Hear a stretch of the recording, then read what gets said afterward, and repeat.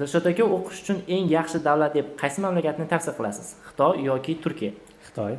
Xitoy yoki Angliya? Xitoy. Xitoy yoki Germaniya?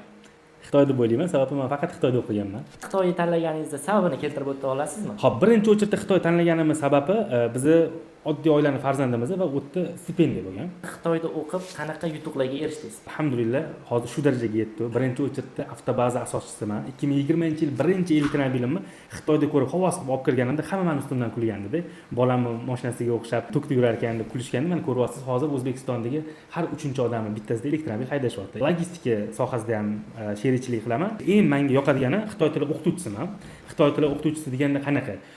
Individualniy, faqatgina eng qimmat o'qituvchi desam bo'ladi, bir oyga $500 bitta boladan olaman. Xitoyda o'qimoqchi bo'lganligimga ma'lumot beraman.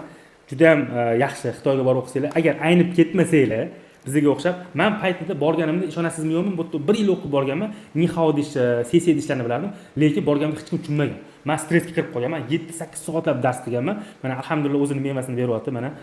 Yomon emas, ko'sta emas, alhamdulillah. Angliyada o'qib kelgan do'stlarimdan ko'ra Xitoyda o'qib kelgan do'stlarim muvaffaqiyatliroq bo'lib chiqdi deb o'ylayman. O'shanga Xitoy tilini tanlasanglar, lekin addi shu o'qigani borsanglar, ko'p narsaga erishasizlar.